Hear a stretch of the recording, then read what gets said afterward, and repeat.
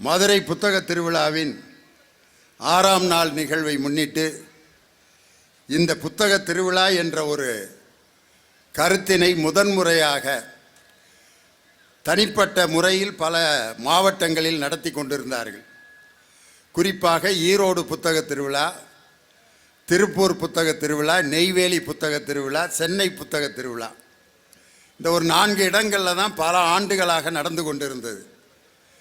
இப்படி ஏதோ ஒரு குறிப்பிட்ட ஊருக்கு மட்டும் இந்த புத்தக திருவிழா சொந்தமாக இருக்கக்கூடாது, எல்லா மாவட்டங்களிலும் புத்தக திருவிழாக்கள் நடத்தி அனைவரையும் புத்தகம் வாசிக்கின்ற பழக்கத்தை உற்சாகப்படுத்த வேண்டும் என்ற திட்டத்தை முதலில் இந்தியாவிலே வகுத்து கொடுத்த முதலமைச்சர், நம் தமிழகத்தினுடைய முதலமைச்சர் மரியாதைக்குரிய தளபதி மு.க. ஸ்டாலின் அவர்கள்தான் இந்த புத்தக திருவிழாவை அனைத்து மாவட்டங்களிலும் நடத்த வேண்டும் என்று அரசு ஆணை பிறப்பித்து இன்று ஒவ்வொரு சிறிய மாவட்டங்களிலும் இந்த புத்தக திருவிழா நடைபெற்று கொண்டிருக்கிறது.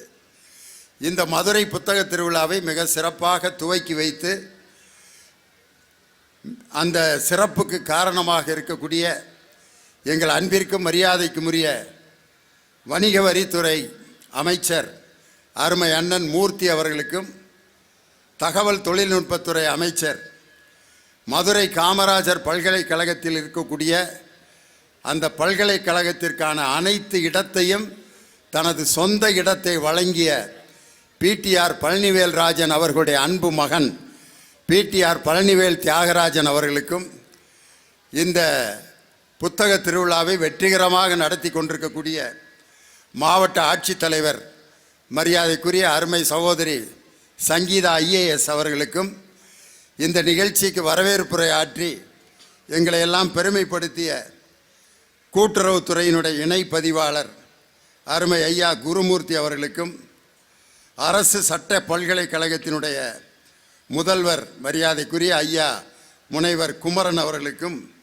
நன்றி உரையாற்ற காத்திருக்கின்ற அருமை சகோதரர் சாலி தளபதி அவர்களுக்கும், இந்த நிகழ்ச்சியை அழகாக தொகுத்து வழங்கி கொண்டிருக்கக்கூடிய அருமை தம்பி ஆதித்யன், சகோதரி வைலட் மேரி உள்ளிட்ட 2 பேருக்கும் என்னுடைய சிறப்பான வாழ்த்துக்களையும் நன்றியையும் சொல்லி, உலகத்தில் எந்த ஊரில் வேணாலும் பேசி ஜெயிச்சிடலாம், மதுரையில் மட்டும் பேசி ஒருத்தன் நல்ல பேர் வாங்கிட்டான்னா உலகத்தில் எந்த நாட்டில் வேணாலும் அவன் போய் ஜெயிச்சிடலாம். காரணம், சென்னையில் ஒரு படம் 50 நாள் ஓடும், ஆனால் மதுரையில் 3 நாள் தான் ஓட்டுவேன். காரணம், மதுரை ஆடியன்ஸ் ஒரு தரத்தை நிர்ணயம் செய்பவர்கள் என்பதை காலங்காலமாக நிரூபித்து வருகின்ற ஊர் இந்த மதுரை. பல பிரச்சனைகளுக்கு தீர்வு கண்ட இடம் இந்த மதுரை தான். கடவுளுடைய பிரச்சனையவே தீர்த்து வச்ச இடம் இந்த மதுரை. யாருக்கு? சிவபெருமானுக்கு. அவருடைய மனைவியினுடைய கூந்தலில் மனம் இருக்கிறதா இல்லையா? எத்தனையோ தமிழ்நாடு சிவபெருமான் எங்கே வேணாலும் போகலாம். இமயமலையில் கூட போய் யாராவது ஒருத்தர்கிட்ட என் சந்தேகத்தை தீர்த்து வைங்கயா அப்படின்னு கேட்டிருக்கலாம். ஆனால் இறைவனுக்கு ஏற்பட்ட சந்தேகத்தை தீர்க்கின்ற இடம் மதுரைக்கு போனால் தாண்டா எனக்கு டவுட்டை கிளியர் பண்ணுவாங்கன்ட்டு சிவபெருமான் சிவாலயத்திலேருந்து பிறப்பிட்டு வந்த இடம் இந்த மதுரை. அவரே வழக்காடினார். யாரு கூட? நக்கீரன் கூட. அதுவும் சிவாஜி கணேசன் அந்த நடிப்பு இருக்கு பாருங்க. உண்மையிலே சிவபெருமான் இவ்வளவு அழகா தமிழ் பேசியிருப்பாரான்ட்டு சிவாஜி கணேசன் நடித்த பிறகுதான் நமக்கே தெரியும். அங்கம் புழுதிபட அறவாளை நெய் பூசி பங்கம் படவரண்டு கால் பரப்பி சங்கதனை கீர் கீரன அறுக்கும் நக்கீரனோ எம் கவியை ஆராய்ந்து சொல்லத்தக்கவன். இவ்வளவு மிரட்டு கொடுத்துருந்தா இந்த நக்கீரன், சாமி ஆளை விடுங்க ஐயா, ஏதோ நான் புலவு பாட்டு எழுதி ஏதோ பேர் சாப்பிட்டுக்கிட்டு இருக்கேன், இவ்வளவு சவுண்டை கொடுத்து பேசினா நான் எங்கே போகிறேன்ட்டு பயப்படவே இல்லை அந்த மனுஷன். அப்பையும் என்ன சொல்கிறாரு? அங்கம் புழுதிபட அறவாளை நெய் பூசி பங்கம் பட்டபரண்டுன்னா அதுக்கப்புறம் அவர் சங்கருப்பதெங்கள் குலம், சங்கரனார் கேது குலம், சங்கை அறிந்துண்டு வாழ்வோம், அரணே உன்போல் இறந்துண்டு வாழ்வதில்லை. வந்தது கடவுள்னு தெரிஞ்சிருந்தா உன்னே மாதிரி பிச்சை எடுத்து வாழ்றவன் நான் இல்லடா அப்படின்னு கடவுளிடமே நேரடியாக தமிழில் விவாதம் செய்த ஊர் இந்த மதுரையினுடைய மீரம் செறிந்த ஊர். சங்கருப்பது எங்கள் குலம் சங்கரனார் கேதுகுலம் சங்கை அறிந்துண்டு வாழ்வோம் அரணே உன்போல் இறந்துண்டு வாழ்வதில்லை. நக்கீரா, நன்றாக என்னை பார், நான் எழுதிய பாடல் குற்றமா? மூணாவது கண்ணை ஓபன் பண்ணிட்டார். அதுக்கப்புறம் பெருசு அசரவே இல்லை. நீரே முக்கண் முதல்வனும் ஆகுக, நெற்றிக்கண் திறப்பினும் குற்றம் குற்றமேன்று வந்திருப்பது கடவுள் என்று தெரிந்திருந்தும் தமிழுக்கு ஒரு பழி வந்ததை துடைத்தெறிந்த மண் இந்த மதுரையினுடைய மிகப்பெரிய வீரம் செறிந்த மண். இது கடவுளுடைய பிரச்சனையை தீர்த்த ஊர் மட்டுமா? ஒரு சாதாரண மனுஷி அவளுக்கு ஏற்பட்ட பிரச்சனையையும் தீர்த்து வைத்த ஊர் இந்த மதுரை தான். சோழ நாட்டில் பிறந்த கண்ணகிக்கு அநீதி வழங்கப்பட்ட போது எனக்கு இந்த இடத்தில் நீதி வேண்டும் என்று இந்த நீதிக்காக இந்த ஊரே தீக்கிரையாக்கப்பட்டு இந்த ஊர் நீதியின் ஊர் என்பதை மெய்ப்பித்த ஊர் இந்த மதுரை ஊர். அதனால தான் இன்றைக்கி எங்கள் ஐயா சட்ட பல்கலைக்கழகத்தினுடைய முதல்வர் இந்த நிகழ்ச்சியை தொடங்கி வைக்கிறது எவ்வளோ பொருத்தமாக இருக்குது பாருங்கள். இறைவனுக்கும் ஒரு சாதாரண மனிதருக்கும் நீதி வழங்கிய ஊர் இந்த மதுரை. எனக்கு மட்டும் எவ்வளவு மிகப்பெரிய எனக்கு வாழ்க்கை கொடுத்த ஊரே இந்த மதுரை தான். எப்படியா உனக்கு என்னையா வாழ்க்கை கொடுத்துச்சுன்னு இந்த மதுரையில் நாங்கள் பேசின பட்டிமன்றங்களெல்லாம் இப்போ நினச்சி பார்த்தா நைட்டு 11:30 தான் ஆரம்பிப்பாங்க.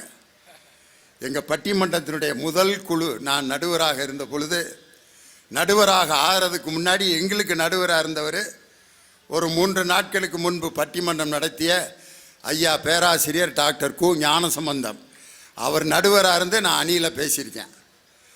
இன்னும் ஒரு 2 நாள் கழித்து எங்கள் குருநாதர் அவர் நடுவராக இருந்து பட்டிமன்றம் நடத்த போகிறாரு, அவர் நடுவராக இருந்து அணியில் பேசியிருக்கேன். இந்த 2 நடுவர்களிடமும் அணியில் பயிற்சி பெற்ற லியோனி ஞானசம்பந்தம் பட்டிமன்றத்துக்கும் எங்கள் பேராசிரியர் சாலமன் பாப்பையாவோட பட்டிமன்றத்துக்கும் இடையில லியோனியை விட்டுருக்கிறது உண்மையிலேயே பப்பாசி முருகன் ரொம்ப பிளான் பண்ணி இந்த நிகழ்ச்சியை போட்டிருக்கார். நீங்கள் சென்னையில் பார்த்தீங்கன்னா சிம்சனில் இருக்க தந்தை பெரியாரின் சிலைக்கும் மவுண்ட் ரோட்டில் இருக்க அண்ணாவின் சிலைக்கும் நடுவில் முத்தமிழறிஞர் டாக்டர் கலைஞரின் சிலை இருக்கும். பெரியாரின் வழியையும் அண்ணாவின் வழியையும் முறையாக கடைபிடித்த தலைவர் டாக்டர் கலைஞர் என்பதை அந்த 2 சிலைக்கு மத்தியில் தலைவருடைய சிலை இருக்கும். அது மாதிரி 2 பேர் பட்டிமன்றத்துக்கு இடையில் என்னுடைய பட்டிமன்றம். நான் நடுவரான பிறகு அமைந்த அந்த குழு முதல்ல வெளிநாடுகளுக்கு சென்று ஜெர்மனிக்கெலாம் போய் அதுக்கெல்லாம் போகிறதுக்கு முன்னாடி நாங்கள் நடத்தின சில பட்டிமன்றங்களையெல்லாம் இப்போ நினச்சி பார்க்குறேன். எங்கள் டீமில் பேசின என்னோடு உறவாக பழகி இன்றும் உறவை நீடித்து கொண்டிருக்கக்கூடிய என் அருமை மாப்பிள்ளை கவிஞர் மூரா இங்கே வந்திருக்காங்க. அவங்களுக்கு எல்லாரும் தயவுசெய்து ஒரு கைத்தட்டு கொடுங்க. அவனை பார்த்தோன்னே எனக்கு பழைய மேடையில் ஞாபகம் வருது. அவர் கவிஞர் மூரா. இந்த அரசமரம் பிள்ளையார் கோயிலில் ஒரு பட்டிமன்றம் நடந்துச்சு. 9:30 மணிக்கு ஆரம்பித்தான். டிஎம் சவுந்தரராஜனை பற்றி தலைப்பு. டிஎம் சவுந்தரராஜன் பாடல்களில் மக்கள் ரசித்தது எம்ஜிஆர் பாடல்களா சிவாஜி பாடல்களா? நான் நடுவர். நான் தீர்ப்பு சொல்கிறதுக்கு பட்ட பாடு இருக்கே. எம்ஜிஆர் பாட்டு பாடினா எம்ஜிஆர் ரசிகர்கள் பூரா கைதட்டுறான். சிலர் ஆசைக்கும் தேவைக்கும் வாழ்வுக்கும் வசதிக்கும் ங்கிறான்.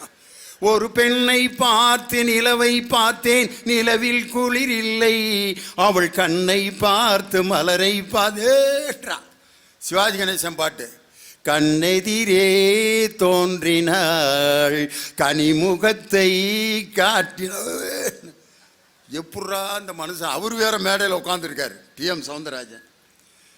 அந்த பட்டிமன்றம் முடிஞ்சு 12 மணிக்கு தீர்ப்பு சொல்ல போகிற நேரத்தில், ஐயா தீர்ப்பை கொஞ்சம் நேரம் நிப்பாட்டுங்க அப்படின்னு ஒரு 20 பேர் குடத்தை எடுத்துக்கிட்டு கூட்டத்துக்குள்ளே போகிறாங்க.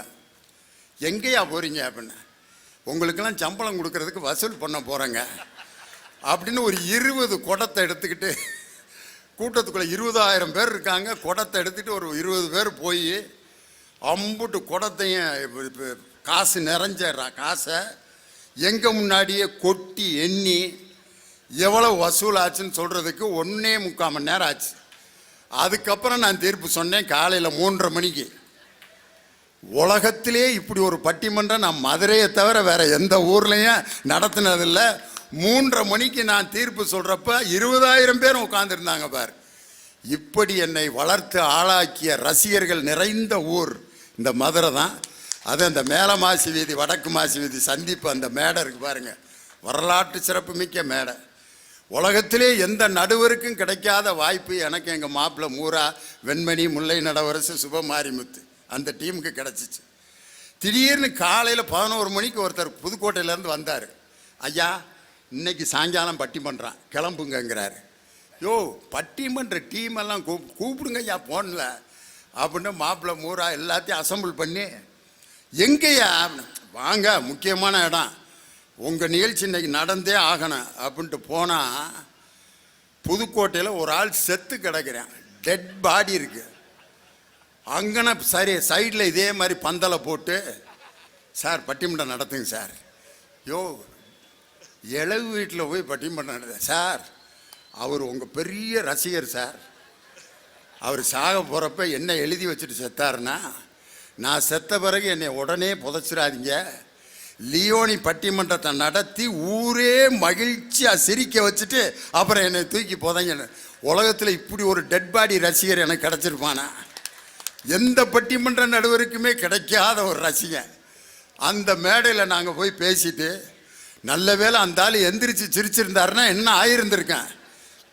லியோனி பட்டிமன்றத்தை கேட்டு டெட் பாடியே எந்திரிச்சிருச்சுடான்ட்டு அன்னைக்கு ஒரு பெரிய சாதனை நடந்திருக்கான்.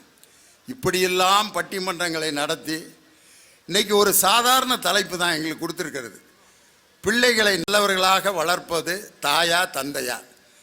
இது என்ன ஒரு பெரிய கேள்வியா? தாயாக இருந்தேன்னா தந்தையாக இருந்தேன்னா பிள்ளைய நல்லபடியாக வளர்க்கணும், அப்புறம் ஏன் அந்த தலைப்பை போட்டிருக்க அப்படின்னு கேட்கலாம். இந்த தலைப்பை போட்டிருக்கிறதுக்கு முக்கிய காரணம், எங்களுடைய பேச்சாளர்கள் அவர்களுடைய அனுபவங்களை உங்களிடம் சொல்வார்கள்.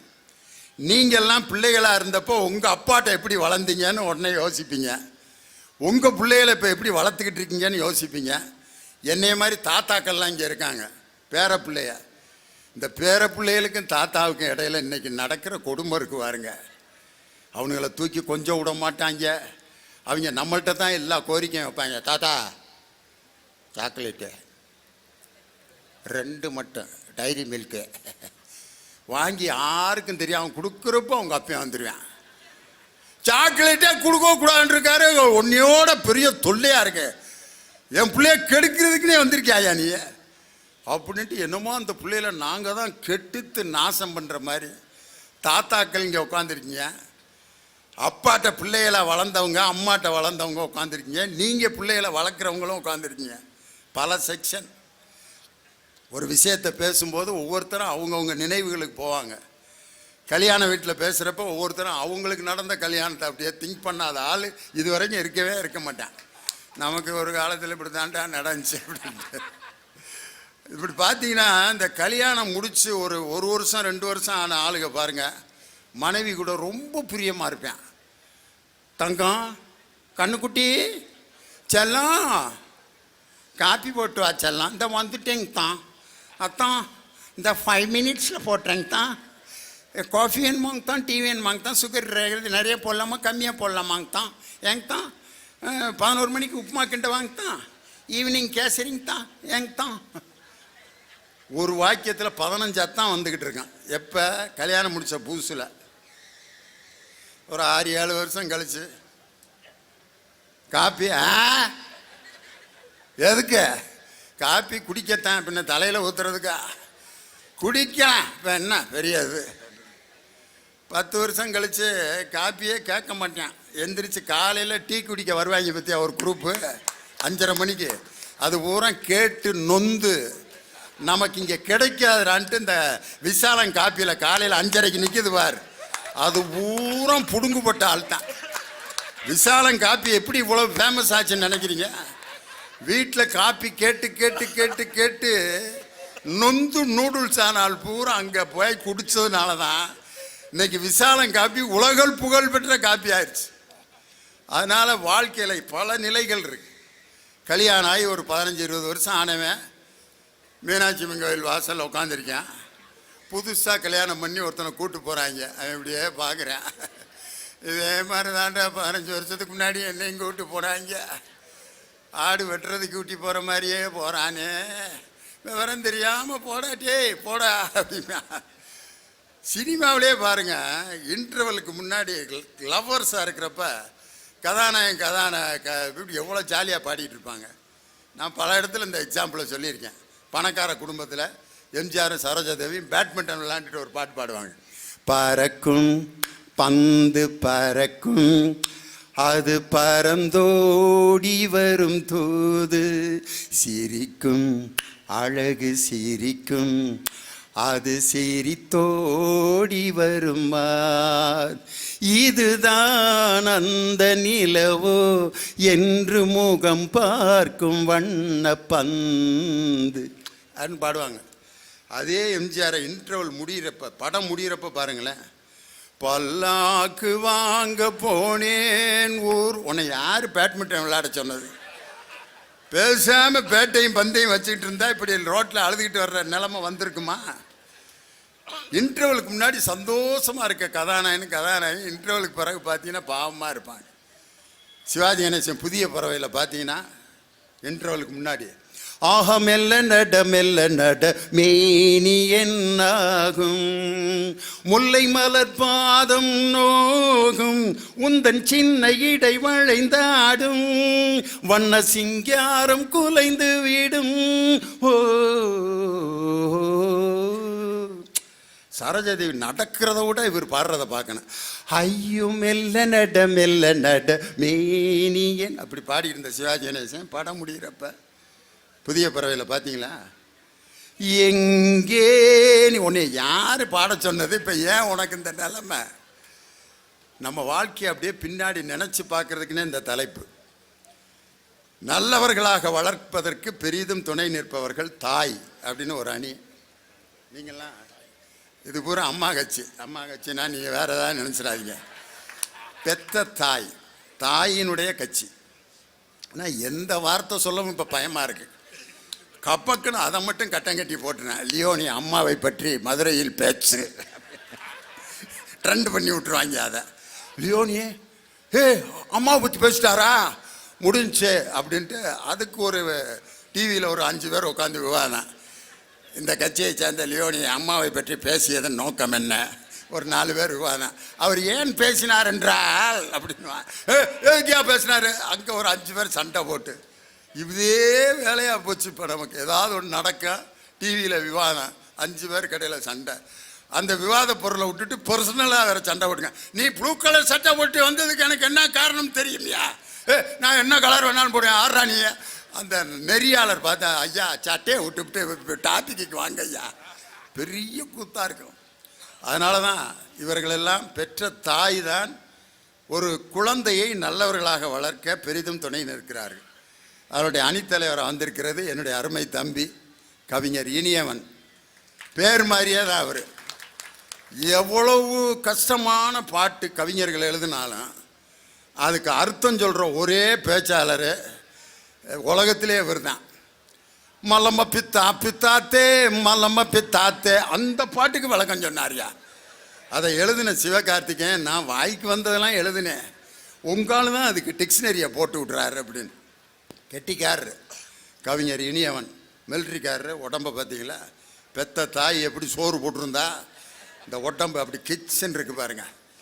அதனால தான் பெத்த தாய்ங்கிற அணியில் சேர்ந்திருக்காரு. அவர் பார்த்தீங்கன்னா தாயால் பிறந்து தாயால் வளர்க்கப்பட்டு ஒரு தாயினால் உருவான ஒரு மகன். அதனால தான் அவர் தாயை பற்றி பேசணுன்னு மேடையில் கண் கலங்கிடுவார். ஒரு மகனை ஒரு தந்தைக்கு பிறகு ஒரு தாயால் வளர்க்க முடியும் என்று நிரூபிக்கப்பட்ட ஒரு தாயால் வளர்க்கப்பட்ட ஒரு அற்புதமான மகன் என் அருமை தம்பி மதுரை சங்கர். அதனால தான் அவர் அந்த அணியில் தான் நான் பேசுவேன்ட்டார். அதனால் அவர் அந்த அணியில் போட்டிருக்கோம் மதுரை சங்கர். எங்கள் ஊர் பேரை நீங்கள் போடணும் அப்படின்னு சண்டை போட்டு வாங்கினார். நீங்கள் மட்டும் திண்டுக்கல் லியோனி, நான் தலப்பா கட்டிய பிரியாணி மாதிரி நீங்களும் திண்டுக்கல் லியோனின்னு போடுறீங்களேன்னு. எங்கள் ஊரை ஒருவேளும் மதிக்காமல் இருந்தாங்க. திண்டுக்கல்னால் பூட்டு இல்லாட்டி பிரியாணின்னுக்கிட்டு இருந்தாங்க. யாராவது ஒரு பேச்சாளர் பட்டுக்கோட்டை பிரபாகர் மாதிரி பட்டுக்கோட்டை கல்யாண சுந்தரம் மாதிரி எங்கள் ஊருக்கு ஏதாவது ஒரு பேரை சேர்த்து விடுவோம்டான்னு லியோனிங்கிற பேருக்கு முன்னாடி எங்கள் ஊர் பேரை சேர்த்து, அது மாதிரி மதுரை சங்கர் தந்தை தான் அப்படிங்கிற அணிக்கு தனது கருத்துக்களை வழங்க மதுரையில் பிறந்து இன்று சென்னையில் வாழ்ந்து கொண்டிருக்கக்கூடிய என் அருமை சகோதரர் பேராசிரியர் முனைவர் விஜயகுமார் சென்னை எஸ்ஏ பொறியியல் கலை மற்றும் அறிவியல் கல்லூரியில் தமிழ்துறை தலைவராக இருக்கார். கோவமாக பேசுவார். கோவம்னா கோவம், மேடையில் ஏன் தான் இப்படி ஏதோ பிபி வந்துருமோன்ட்டு நல்லா மாத்திரை ரெடியாக பாக்கெட்டில் தான் வச்சுருப்பேன். என்னை காப்பாற்றணும்ல. ஆனால் பார்க்க அப்படித்தான் இருக்கான், ஆனால் ஒன்றும் இருக்காது. பேச்சு அப்படி இருக்கான். நான் எதற்காக இப்போ நான் பேசுகிறேன் என்றால் அப்படின்னா, பட்டிமன்றம்யா என்னையா கோர்ட்டில் கூட வக்கீல காசு வாங்கிட்டு இப்படி பேசுறது கிடையாது. நீ என்ன இந்த போடுவான். ஒருத்தருடைய பேச்சு முறை அப்படி பேசினா தான் அவங்களுக்கு பேச்சு மாதிரி இருக்கும். சில பேர் மெதுவாக பேசுவாங்க, பார்த்துருக்கீங்களா? ஒரு வரவேற்புரைக்கே 3/4 மணி நேரம் பேசுவாங்க. அன்பிற்கும் மரியாதைக்கும் பாசத்திற்கும் உரிய இந்த நிகழ்ச்சியின் தலைவர், பெருமதிப்பிற்குரிய தலைவருக்கே ஒரு 3 வருஷம் வயசாகி போயிரும் போல இருக்க வரவேற்புற முடிகிறதுக்குள்ள. அப்படி பேசுகிற குரூப் இருக்கான். சில பேர் வேகமாக பேசுவாங்க. நான் எதற்காக இந்த கருத்துக்களை சொல்ல வேண்டும் என்று விரும்பினால், கம்பர் என்ன சொன்னார்? உண்பரும் தேவி என்ன உரிமைக்கு உன்னை பெற்ற மண்பெரும் வரை என்னும் வாய்மைக்கும் மிதலை மன்னன் தன்பெரும் தனை என்னும் தகைமைக்கும் தகைமை சான்றால் என்று கம்பர் சொன்ன அந்த வாக்கியத்தை பாரதி எப்படி சொன்னான் தெரியுமா? ஏட்டையும் தொடுவதில்லை என்று எண்ணி இருந்தவர் மாய்ந்து விட்டார், வீட்டுக்குள்ளே பெண்ணை புட்டு. என்னடா ஏன்டா இந்த எக்ஸ்பிரஸ் வேகம்? சில பேர் இப்படி வேகமாக பேசுவாங்க. ஆனால் நம்ம விஜயகுமார் கோபமாக பேசுவார். தந்தையேங்கிற அந்த பக்கம் தந்தையேங்கிற அணியில் மரியாதைக்குரிய அருமை தம்பி தேவகோட்டையில் ஒரு நூலகராக பணியாற்றி கொண்டிருக்கக்கூடிய அருமை தம்பி தேவகோட்டை ராஜன் பாட்டு படித்தார்னா மைக்கே தேவையில்லை. டிஆர் மகாலிங்க மாதிரி சிவபெருமானே கிளம்பி பரப்பிட்டு வந்தார்ல, இசை தமிழ் நீ செய்தா நான் வர்றேன் பொறு அப்படிங்கிற மாதிரி வாய்ஸ் அப்படி இருக்கான். பாட்டோடு உங்களை சந்திக்க வந்திருக்கும் ராஜன். அதனால் ஒரு குழந்தை நல்ல குழந்தை, நல்ல பிள்ளைனா என்ன பிள்ளை? எப்படி ஒரு பிள்ளைய நல்ல பிள்ளைனா எப்படி சொல்லுவோம்? ஒரு கிராமர் சொல்லுங்கள். சொல்கிறதெல்லாம் கேட்குற பிள்ளை நல்ல பிள்ளையா? எது சொன்னாலும் கேட்குது. இங்கே வாடா வர்றப்பா, போடா போகிறப்பா, தூங்குடா தூங்குறப்பா, பெயிலா போடா போகிறேன்ப்பா, பாஸ் ஆகடா ஆகிறேன்ப்பா, பள்ளிக்கூடத்துக்கு போக வேணாம் போகலப்பா, போடா போகிறேன்ப்பா, அம்மாவை பிடிச்சி உதடா உதைக்கிறப்பா, விஷம் வச்சுருக்கேன்டா ஐயப்பா, அதை எடுத்து குடிடா குடிக்கிறப்பா, செத்துருவடா சாகிறப்பா. இது பிள்ளையா? அது சொல்கிறதெல்லாம் கேட்டால் அது நல்ல பிள்ளையா? இல்லை. ரொம்ப அறிவான ஒரு பிள்ளை, தொட்டதுக்கெல்லாம் கேள்வி கேட்டுக்கிட்டே இருக்கான். அறிவான பிள்ளை. அது ஒரு நல்ல பிள்ளைன்னு சொல்ல முடியுமா? எல்லாத்தையும் கேள்வி கேட்குறான். அம்மாவை நீ ஏன் கல்யாணம் பண்ண அப்படிங்கிறான். அதுரா அது தம்பி உங்கள் அம்மாவை பொண்ணு பார்க்குறதுனா என்ன அப்படின்னா, இது கல்யாணத்துக்கு முன்னாடி போய் பார்க்குறதுடா. ஏன் அம்மாவை போய் பார்த்த நீ? வேறு யாருங்க உனக்கு கிடைக்கலையா? இதுக்கு எப்படியா பதில் சொல்லுவாங்க அவங்க அப்பன்? அது அப்புறம் சொல்கிறேன்டா. நானே கடுப்பில் இருக்கேன், சும்மா அவளை பற்றியாக பேசிகிட்டு இருக்கேன். அவங்க அம்மாட்ட போவேன், நீ ஏன் அப்பாவை கல்யாணம்? கேள்வி எடுக்கிட்டே இருந்தான்னா அவன் நல்ல பிள்ளைன்னு சொல்ல முடியுமா? இல்லை. அல்லது அமைதியாக இருக்கான், யாரு கூடயும் பேசுறதில்ல. பேர் என்னடா? அவங்க அம்மா சொல்ல, யாரு கூடயும் பேசாது, அது வாட்டுக்கு உக்காந்துருக்கான், போடுறத சாப்பிடும், தூங்கிறேன், திருப்பி காலையில் எந்திரிக்கேன், புஸ்தகத்தை எடுத்துகிட்டு பள்ளியெடுத்துக்கு போகேன், அங்கேயும் அமைதியாக தான் உட்காந்துருப்பேன். விளையாட்டு பீரியடில் விளையாட சொன்னால் அங்கேயும் போய் பந்தை வச்சுக்கிட்டு இப்படியே தான் உட்காந்துருப்பேன். தங்கமான பிள்ளை. இது தங்கமான பிள்ளையா? விஷத்தை வச்சு கொண்டுடலாம் இப்படி ஒரு பிள்ளை இருந்துச்சுன்னா. அமைதியாக உட்காந்துருக்கு. இல்லை. ஆனால் நம்ம பிள்ளைகள் என்ன செய்கிறோம்னா பேசவே விட மாட்டேங்கிறான். பேசினாலே வாய மூடு, பெரியவங்க பேசுகிற இடத்துல உனக்கு என்னடா வேலை? ஆளு போகிறேன். ஒரு வீட்டுக்கு பொண்ணு பார்க்க வந்திருக்காங்க, ஒரு 7 வயசு போய் உட்காந்துருக்கேன். உட்காந்துட்டு போகிறேன், இந்த இடத்துல உனக்கு என்ன வேலை? போ உள்ள. அவனுக்கு எப்படியா தலைமை பண்பு வரும்? யார் வந்தாலும் அவனை நடுவில் உட்கார வச்சு அந்த விஷயத்தையெல்லாம் பார்க்க விடுங்க. எல்லாரும் எப்படி பேசுகிறாங்கன்னு கேட்கட்டும், அவங்ககிட்ட ஒரு 10 கேள்வியை கேட்கட்டும். அவனை 10 பேரோட பழக விட்டு அதில் ஏற்படக்கூடிய ஏற்றத்தாழ்வு, வேதனை, சோதனை எல்லாத்தையும் அனுபவிக்க விடுங்க. உன் பிள்ளை எப்படி கெட்டிக்காரனா வர்றாங்கிறத நீ பார். அவனை வந்து வெளியே போ, இங்கே நிற்காத, பெரியவங்க பேசுகிற இடத்துல உனக்கு என்ன வேலை, துரத்தாதீங்க, கேள்வி கேட்க விடுங்க. நானே பேசிகிட்டு இருந்தால் அப்புறம் பட்டிமன்றம் என்னைக்கு ஆரம்பிக்கிறது? ஒரே ஒரு விஷயம், நம்ம ஆளுங்க எங்கே கேள்வி கேட்கக்கூடாதோ அங்கே தான் நிறைய கேள்வி கேட்பாங்க. இளவு வீட்டில் போய் பாருங்கள், அந்த இளவு பறி கொடுத்தவர் நிற்பார், அவர் கையை பிடிச்சிக்கிட்டு இறந்துட்டாரா அப்படின்னா, இது எவ்வளோ கொடுமையான கேள்வி தெரியுமா? செத்து துணியை கட்டி வச்சிருக்கேன், இறந்துட்டாரான்னு கேட்பேன். இந்த கூறு கட்டவனு பதில் ஆமாம் இறந்துட்டார். அதுக்கு மேலே ஒரு முட்டாள் கேள்வி கேட்பேன், எப்படி இறந்தார்? செத்தா காட்ட முடியும்? அதுக்கு நான் பதில் சொல்லேன், 5 மணிக்கு சாப்பிட்டு உட்காந்துருந்தார், நெஞ்சு வலிக்குதுன்னாரு. இந்த தல்லாகுளத்தில் ஒரு டாக்டர் இருக்கார், அவர்கிட்ட கூட்டி போகலான்னு போனால் போகிற வழியிலே அதுக்கு இவன் தல்லாகுளத்து டாக்டர்கிட்ட எதுக்கு கூப்பிட்டு போனேன்? நேரம் அங்கே இதுக்கு போயிருக்க வேண்டியதானடா, பெரியார் பஸ் ஸ்டாண்டில் இருக்கார்ல ஒரு டாக்டரு. என்னடா நம்ம தான் கூட்டி போகாமல் கொலை பண்ண மாதிரில பேசுகிறாங்க. அடுத்து வர்றவன்ட்ட பெரியார் பஸ் ஸ்டாண்டுக்கிட்ட இருக்க டாக்டரை கூப்பிட்டு போனேன்னு சொல்லிட்டேன். எப்படா செத்தாரு? நெஞ்சு வலிக்குதுன்னாரு. பெரியார் பஸ் ஸ்டாண்டுக்கிட்ட இருக்க டாக்டர்கிட்ட, அவர்கிட்ட ஏன் கூப்பிட்டு போனேன்? தல்லாகுளத்தில் ஒரு டாக்டர் இருக்கார்ல, என்னடா அவரை சொன்னால் இவருங்கிறான், இவரை சொன்னால் அவருங்கிறான்ட்டு அடுத்து கேட்க வந்தவன்ட்டு ரெண்டையும் சேர்த்து சொல்லிட்டேன். எப்படா செத்தாரு? நெஞ்சு வலிக்குதுன்னாரு. தல்லாகுளத்துக்கிட்ட இருக்க டாக்டர்கிட்ட கூட்டி போனேன், அவர் பெரியார் பஸ் ஸ்டாண்டில் இருக்க டாக்டர்கிட்ட கூட்டி போய் சொல்லிட்டாரு, போகிற வழியிலே இறந்துட்டார். எதுக்குடா டாக்டரா தூக்கிட்டு தெரிஞ்ச?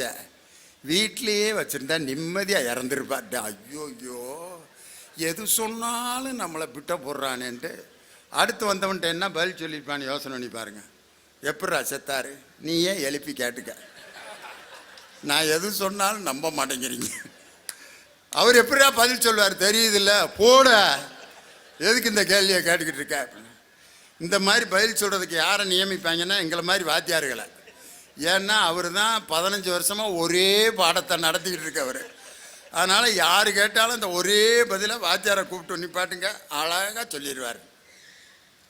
அருமையாக பேசுகிறதுக்கு 4 பேச்சாளர்கள். முதலாவதாக, ஒரு குழந்தை நல்ல குழந்தையாக வளர வேண்டும். அப்படின்னா நல்ல குழந்தைனா யாருக்கும் அவனால் துன்பம் நேரக்கூடாது. அது மட்டுமல்ல, அவனால் இந்த உலகத்தில் பலர் மகிழ்ச்சியாக இருக்கின்ற அளவிற்கு எந்த குழந்தை வளர்கிறதோ அந்த குழந்தை தான் நல்ல குழந்தை.